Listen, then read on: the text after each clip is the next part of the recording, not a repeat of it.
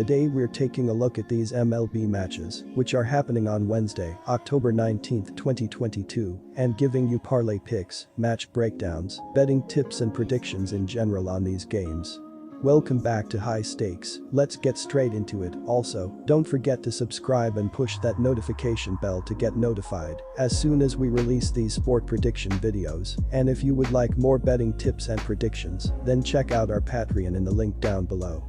Our new Patreon is a way for us to help you improve your chances of making more money. Multiple plans are available for each and every one of you. By becoming a member of the High Stakes Patreon, you will have access to our best team picks, total picks, parlay picks and much more. Stop wasting hours of your time searching for bad betting predictions that ends up costing you a lot of time and money.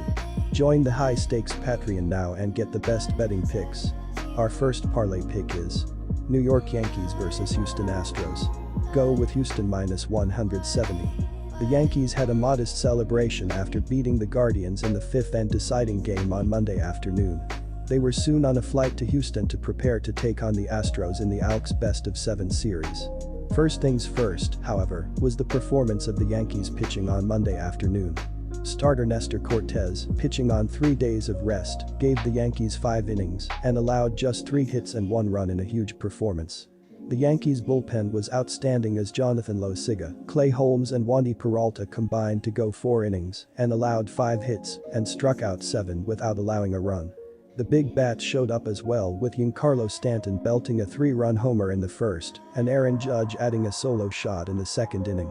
The Houston Astros are looking to head to the World Series for the 4th time since 2017. That infamous 2017 championship still hangs over the franchise, and anything short of another World Series title will not make it go away. Veterans like Jose Altuve, Alex Bregman and Yuli Gurriel are certainly past the controversy of that title, but would certainly like nothing more than to add to their trophy case and put the critics to rest. Gurriel comes in after hitting .400 in the Alds, while Bregman hit .333 with a home run and 3 RBI. Altuve had a tough Alds, going hitless in 16 at-bats and scoring just 1 run out of the leadoff spot. The hero of the Alds was one of the new, young stars of the Astros, Yordan Alvarez. Alvarez hit the game-winning home run in Game 1 of the series and the go-ahead home run in Game 2. He finished with 2 home runs, 7 RBI and 11 total bases. He will be the one batter the Yankees can't let beat them. By no means am I picking on the Yankees, even though I've picked against them pretty consistently in the playoffs.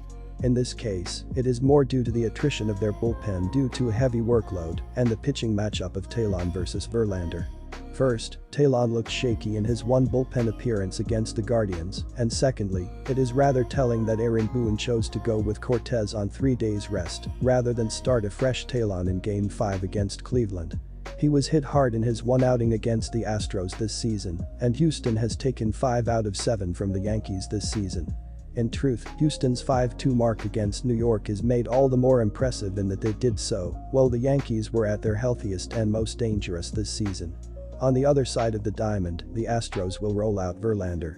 While Verlander had a rough first outing in the playoffs, I'm confident that his performance was due far more to the familiarity that the Mariners had with him this year than any issues with Verlander's stuff.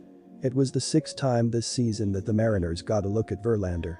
On the other hand, this is just the 2nd look the Yankees have had of Verlander, and the big right-hander is working on over a week's rest. The Yankees have also lived and died by the home run throughout the latter half of the season, and especially in the playoffs, with 17 of their 20 runs scored against the Guardians off of the home run. Houston, on the other hand, can beat you with power nearly equal to the Yankees and by bunching hits together, which the Yankees have been unable to do. The Yankees would have to run into quite a few home runs in the opener, which I do not think they can. Our second parlay pick is Houston Astros vs New York Yankees. Yankees under 3.5 runs.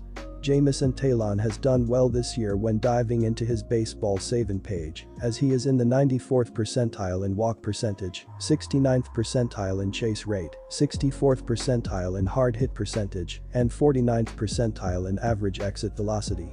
Talon has a 6-pitch arsenal: fastball, slider, curveball, cutter, sinker, changeup, and his curveball has been his best pitch as it has a .168 batting average and a .228 slugging percentage.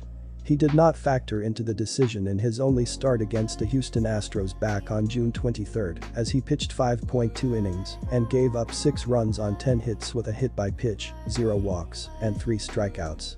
Justin Verlander has been pitching extremely well this season, according to his baseball saving page, as he is in the 94th percentile in walk percentage, 91st percentile in ZERA, 83rd percentile in SBA, and 82nd percentile in XSLG. He has 4 different pitches: fastball, slider, curveball, slider, and his curveball has been his best pitch, as it has a .158 batting average and a .267 slugging percentage. Verlander faced the Yankees once during the regular season on June 24, as he won by going 7 innings and allowed 1 run on 4 hits with a hit by pitch, a walk, and 3 strikeouts. Our third parlay pick is Philadelphia Phillies vs San Diego Padres. Philadelphia, plus 110. Philadelphia lit up the scoreboard in 4 of its 5 playoff wins heading into the NLCS, scoring 15 runs in its final 2 games against Atlanta at Truist Park in the NLDS. The Phillies used strong pitching and timely hitting to win Tuesday's series opener, though. Starting pitcher Zach Wheeler threw 7 innings of 1-hit baseball, and the bullpen closed things out in the 8th and 9th inning. Philadelphia's 2 runs came via solo home runs off the bat of Bryce Harper and Kyle Schwarber. Harper has been the team's hottest hitter during their playoff run, but Schwarber had been ice cold prior to hitting the longest home run in the history of Petco Park on Tuesday. Left-handed pitcher Blake Snell will be on the bump for San Diego in Game 2. He allowed 2 earned runs on 4 hits and 6 walks across 3.1 innings against the Mets in his first start this postseason. Snell was better against the Dodgers last week, giving up 1 earned run on 5 hits and 2 walks, while striking out 6 batters. He went 8-10 with a 3.38 ERA and a 171.51 KBB ratio during the regular season. Snell allowed 3 earned runs against the Padres in May, before giving up 4 earned runs when he faced them in June. He is 0-3 with a 4.91 ERA and 21 strikeouts in 4 appearances against them during his career. Snell is 3-3 with a 2.89 ERA in 11 postseason outings. San Diego has been playing well offensively this postseason as well, scoring at least 5 runs in 4 of its 5 wins. The Padres were never able to get anything going against Wheeler on Tuesday, with their lone hit coming off the bat of first baseman Will Myers.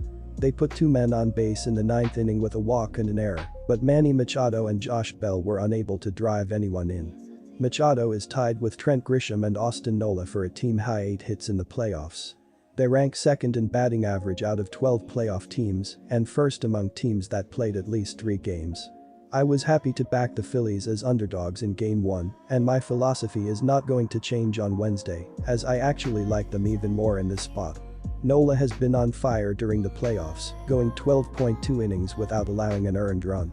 He threw 7 innings of 1-run baseball against San Diego during the regular season as well, and the Padres went ice cold on Wednesday.